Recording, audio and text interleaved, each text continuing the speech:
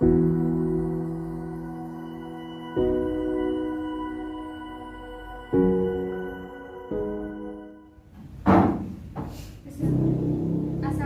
warahmatullahi wabarakatuh.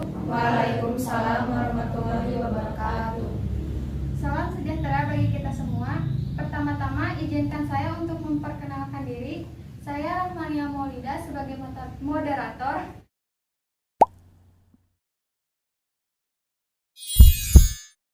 Di sebelah kiri saya Mila Nur Jamila sebagai pembicara satu dari tim afirmasi.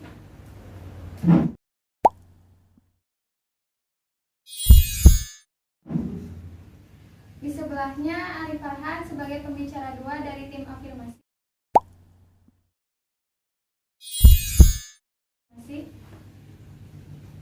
Dan di sebelah kanan saya Muhammad Nabil Al-Hawari sebagai pembicara 1 dari tim oposisi.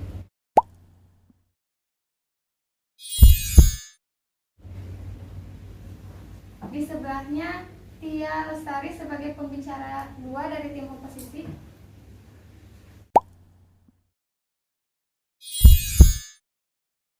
Dan di sebelahnya Nafisa Hulwa Misali sebagai notulen.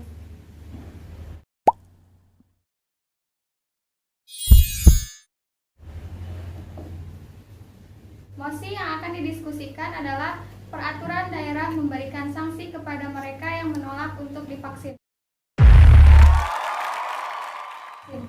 Peraturan debat 1.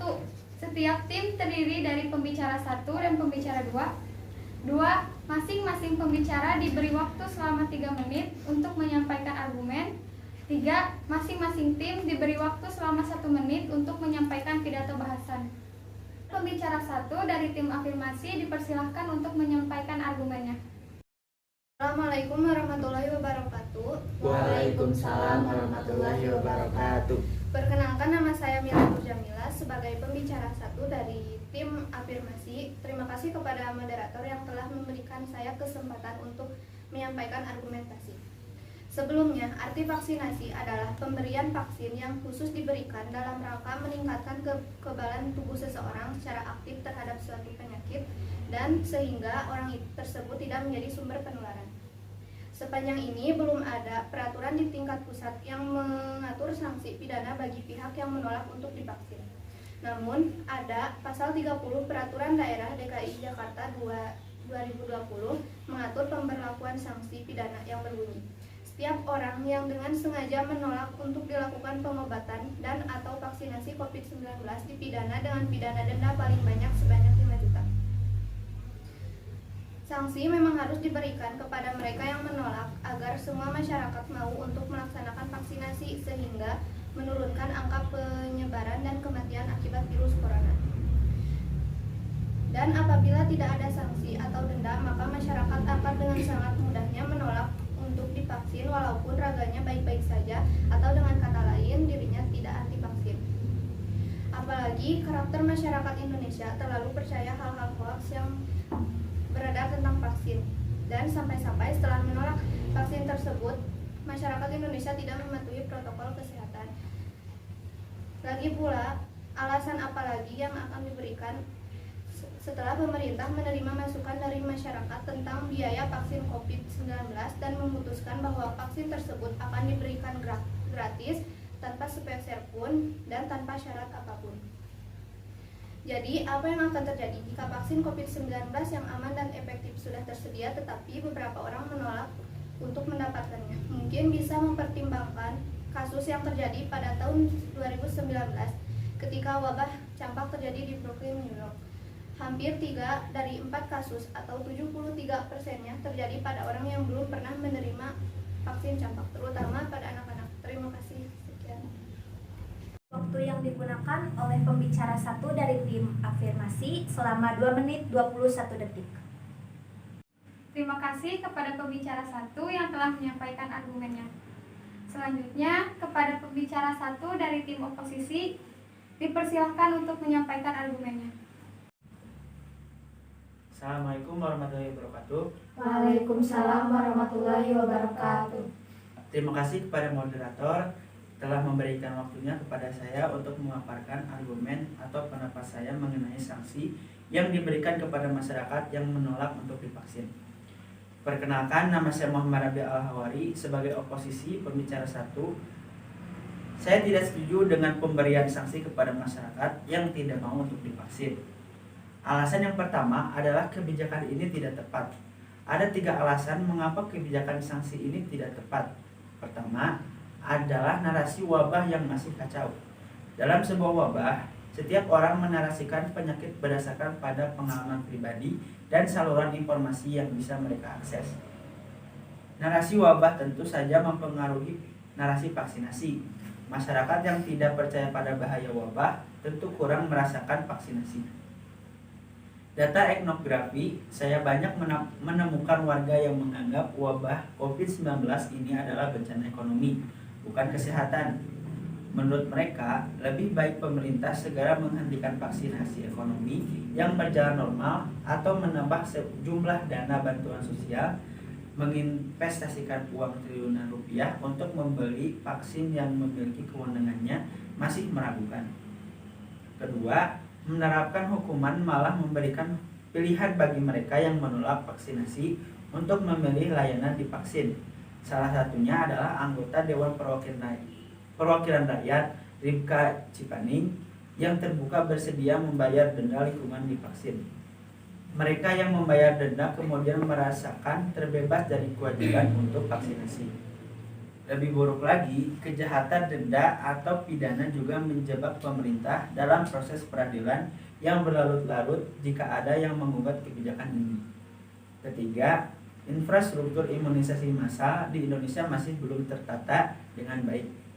Belajar dari kegagalan kampanye imunisasi campak rubella massal di tahun 2017-2018, bencana alam dan ketidakmerataan akses dan vaksin juga dapat menjadi batu sandungan untuk mendukung program imunisasi massal COVID-19.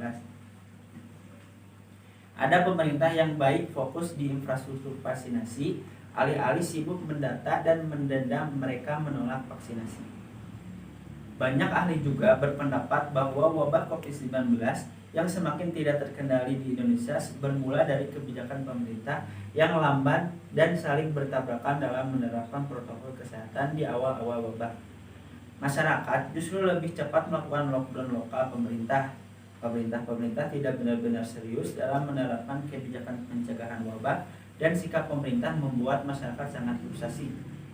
Menendam penolak vaksin justru terlihat sebagai bentuk lepas tangan pemerintah atas kegagalan penyebaran wabah dengan menitik beratkan masyarakat penolak vaksin sebagai sumber masalah. Jika pemerintah boleh mendenda masyarakat yang menolak vaksin, apakah masyarakat bisa mendenda pemerintah karena lamban mengambil kebijakan pada awal-awal pandemi? Sekian dari saya. Wassalamualaikum warahmatullahi wabarakatuh. Waktu yang digunakan oleh pembicara 1 dari tim oposisi selama 2 menit 50 detik. Kepada pembicara 1 dari tim oposisi yang telah menyampaikan argumennya. Selanjutnya, untuk pembicara 2 dari tim afirmasi dipersilakan untuk menyampaikan argumennya. Assalamualaikum warahmatullahi wabarakatuh. Waalaikumsalam warahmatullahi wabarakatuh. Perkenalkan, nama saya Arif Farhan sebagai afirmasi pembicara 2. Terima kasih kepada moderator yang telah memberikan waktu kepada saya untuk memaparkan argumen. Kaidah umum bahwa suatu penyakit atau wabah disebabkan oleh virus, biasanya intervensinya adalah dengan vaksin. Itu teori dasar, tetapi ada hal yang perlu dicermati bahwa pertama, pandemi COVID-19 ini belum ada literaturnya. Pertama, vaksin yang sudah dibuat 50% bisa berhasil, 50% bisa gagal. Kedua, virus sejenis SARS selama 12 tahun sampai sekarang belum berhasil ditemukan vaksin. Saya amati laporan dari industri vaksin COVID-19 dari China. Tidak ada efek ADE, yaitu strategi virus untuk menghindari jebakan antibodi dari vaksin. Bila tidak terjadi ADE, virus akan lebih ganas karena akan masuk makrofag, bukan di dalam saluran pernafasan. Maka infeksinya lebih parah. Kita boleh ragu terhadap riset yang dilakukan oleh industri. Kita sebagai negara yang menerima distribusi vaksinasi itu perlu menguji kembali dengan hewan yang sama. Kemudian reaksi apa yang terjadi? Penelitian vaksin itu sudah dimulai di Wuhan, fase 1 dan fase 2. karena penyakit ini pertama kali timbul di Wuhan 1 tahun yang lalu. Virus COVID-19 ini diuji coba melalui intravena, diketahui tidak terjadi gangguan yang berarti, bukan takdir. Pokoknya tidak terjadi perubahan apapun. Kita belum belajar dengan baik karena mengenal virusnya baru 1 tahun yang lalu. Laporan penelitian saya tentang vaksin Sinovac bersama Bio Farma mungkin selesai bulan Maret. Terima kasih atas perhatiannya. Wassalamualaikum warahmatullahi wabarakatuh. Waalaikumsalam warahmatullahi wabarakatuh. Waktu yang digunakan oleh pembicara 2 dari tim afirmasi selama 1 menit 57 detik. Terima kasih kepada pembicara 2 dari tim afirmasi yang telah menyampaikan argumennya. Selanjutnya kepada pembicara 2 dari tim oposisi dipersilakan untuk menyampaikan argumennya. Assalamualaikum warahmatullahi wabarakatuh. Waalaikumsalam warahmatullahi wabarakatuh. Perkenalkan, nama saya Tia Lestari sebagai oposisi pembicara 2. Terima kasih kepada moderator yang telah memberikan waktunya kepada saya untuk memaparkan argumen dan menyanggah pembicara 2 dari tim afirmasi. Saya tidak setuju mengenai adanya sanksi bagi yang menolak untuk divaksin, yaitu 1. Adanya dampak negatif jangka panjang. 2. Kebijakan sanksi dapat dimanfaatkan menjadi isu sosial dan politik berdampak panjang. 3. Hal ini terjadi di Inggris setelah pemerintah mengenakan denda pada penolak vaksin cacar api pada pertengahan abad ke-19. Kebijakan itu justru menjadi bumerang bagi pemerintah Inggris karena banyak penolak vaksin mayoritas rakyat kelas pekerja dan kelas menengah yang tidak mampu atau menolak membayar. Banyak dari mereka kemudian dipenjara. Akibatnya, masalah baru muncul di sistem pemenjaraan. Pendekatan yang koersif ini ditentang oleh pihak oposisi pemerintah yang menghubungkan isu ini dengan kegagalan regulasi kesejahteraan sosial di Inggris dan eksploitasi pemerintah terhadap tubuh warga. Gerakan anti vaksinasi berubah menjadi gerakan politik revolusioner anti pemerintah dan pendukung anti vaksinasi mulai mendapatkan panggung hingga saat ini. Belajar dari Inggris, kebijakan denda penolak vaksin ini akan sangat mudah dipolitisasi. Apalagi ada kepemimpinan antara Indonesia saat ini dan Inggris ketika itu, yaitu sistem kesejahteraan sosial masih kacau, balau dan masyarakat terbelah oleh keberpihakan politik. Mekanisme denda penolak vaksin sangat perlu dikaji ulang. Tentu kita tidak ingin memberikan panggung publik bagi penolak vaksin, bukan? Membangun imunitas sosial, mendenda penolak vaksin tidak sejalan dengan prinsip intervensi dalam pendekatan imunitas sosial. Lewat kebijakan denda, pemerintah menempatkan diri sebagai aktor utama dan masyarakat sebagai objek tindakan pendisiplinan. Menempatkan masyarakat sebagai aktor yang secara setara dalam menciptakan kesehatan berarti mendengarkan aspirasi mereka secara produktif dan tidak menganggap narasi penolakan sebagai ancaman. Perlu ada interaksi dua arah antara masyarakat dengan pemerintah, bukan sekedar edukasi dan kampanye yang sifatnya satu arah. Pemerintah juga harus serius menindaklanjuti saran dari masyarakat. Menurut data survei yang dilakukan oleh Kementerian Kesehatan WHO dan UNICEF pada Oktober 2020, sebanyak 7,60% responden akan menolak vaksin COVID-19. Sementara 27,60% menyatakan belum memutuskan. Responden yang menolak menyatakan kekhawatiran akan keamanan, efektivitas adverse event, dan alasan keagamaan. Pemerintah berkewajiban mengetahui tingkat efektivitas, keamanan, dan kualitas setiap produk vaksin yang digunakan dan menyampaikan secara jelas dan apa adanya kepada masyarakat untuk menghindari multi-interpretasi dan misinformasi.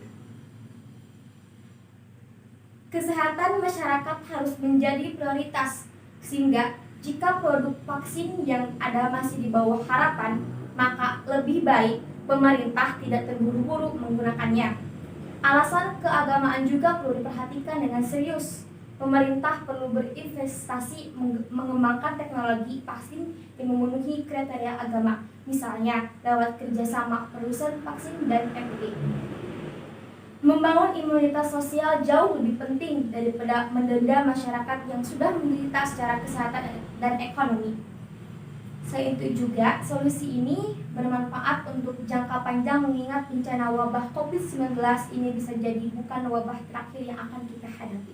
Terima kasih, sekian. Wassalamualaikum warahmatullahi wabarakatuh. Waalaikumsalam warahmatullahi wabarakatuh. Waktu yang digunakan oleh pembicara 2 dari tim oposisi yaitu 4 menit 28 detik. Terima kasih kepada pembicara 2 dari tim oposisi yang telah menyampaikan argumennya.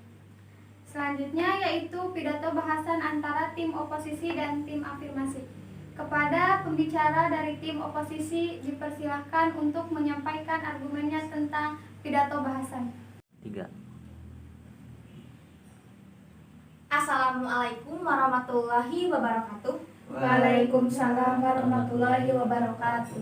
Kami dari tim oposisi ingin menjelaskan, menurut saya vaksin itu tidak perlu karena salah satu vaksin yang sangat luar biasa sudah diberikan sejak kita lahir, yaitu air susu kolostrum ibu pertama. Dan menurut saya juga vaksin yang sesungguhnya adalah dari kita sendiri ketika kita menjalankan sunnah-sunnah yang diperintah Allah dalam Al-Quran, karena dalam sunnah tersebut terdapat manfaat yang baik untuk mencegah virus. Dan selanjutnya, saya juga sudah mencari informasi tentang orang yang sudah divaksin, banyak yang meninggal dunia dan malah menambah penyakit baru dalam dirinya.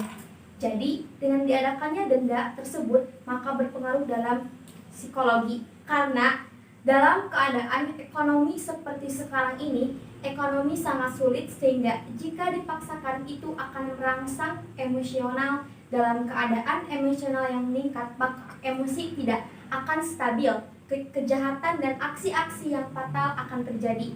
Dan seharusnya pemerintah juga harus berpikir ke arah sana, jangan membuat keputusan secara satu pihak, tapi dari pihak pemerintah juga dan masyarakat. Sekian, terima kasih. Wassalamualaikum warahmatullahi wabarakatuh. Waalaikumsalam warahmatullahi wabarakatuh. Waktu yang digunakan dari pembicara tim oposisi selama 1 menit 54 detik. Terima kasih kepada pembicara dari tim oposisi yang telah menyampaikan argumen tentang pidato bahasanya. Selanjutnya, kami persilahkan kepada pembicara dari tim afirmasi untuk menyampaikan argumen tentang pidato bahasanya. Assalamualaikum warahmatullahi wabarakatuh. Waalaikumsalam warahmatullahi wabarakatuh. Kami dari tim afirmasi ingin menyampaikan bahwa kami tidak setuju atas argumen dari pembicara 1 tim oposisi yang menyatakan bahwa pemerintah tidak benar-benar serius dalam menerapkan kebijakan pencegahan wabah dan sikap pemerintah membuat masyarakat sangat frustasi. Menurut kami, pemerintah sudah serius dan mengerahkan berbagai cara. Hanya saja, kebijakan pemerintah tidak ada apa-apanya tanpa kerjasama dengan masyarakatnya. Sedangkan masyarakat Indonesia saat ini masih banyak yang tidak patuh dan hanya mengeluh saja. Jadi, peraturan daerah untuk memberikan sanksi pada mereka yang menolak sudah bijak agar semuanya dapat teratur sehingga wabah ini dengan cepat berakhir dan ekonomi bisa berjalan dengan lancar. Dan juga, tidak semuanya yang sudah divaksin merasakan gejala-gejala yang telah disebutkan oleh pembicara 2 dari tim oposisi. Dan juga, tidak semuanya yang sudah divaksin merasakan gejala-gejala yang telah disebutkan oleh pembicara 2 dari tim oposisi. Terima kasih. Wassalamualaikum warahmatullahi wabarakatuh. Waalaikumsalam warahmatullahi wabarakatuh. Waktu yang digunakan oleh pembicara 1 dari tim afirmasi selama 2 menit 21 detik. Terima kasih kepada tim oposisi yang telah menyampaikan argumen tentang pidato bahasanya. Lalu saya serahkan kepada notulen untuk menyampaikan kesimpulan. Assalamualaikum warahmatullahi wabarakatuh. Waalaikumsalam warahmatullahi wabarakatuh. Perkenalkan, nama saya Nafisah Muhammad Sali. Terima kasih kepada moderator yang telah memberikan kesempatan kepada saya untuk menyampaikan kesimpulan dari argumen yang telah disampaikan. Sebagai masyarakat, kami memang membutuhkan vaksinasi untuk mengurangi penyebaran COVID-19. Tina eta we. Lamun salah eta we nanti benerkeun kita langsung. Jadi kan natural. Tina naon? Tina Sebagai pertama. masyarakat. Hah. Sebagai masyarakat, kami memang membutuhkan vaksinasi untuk mengurangi penyebaran COVID-19 ini.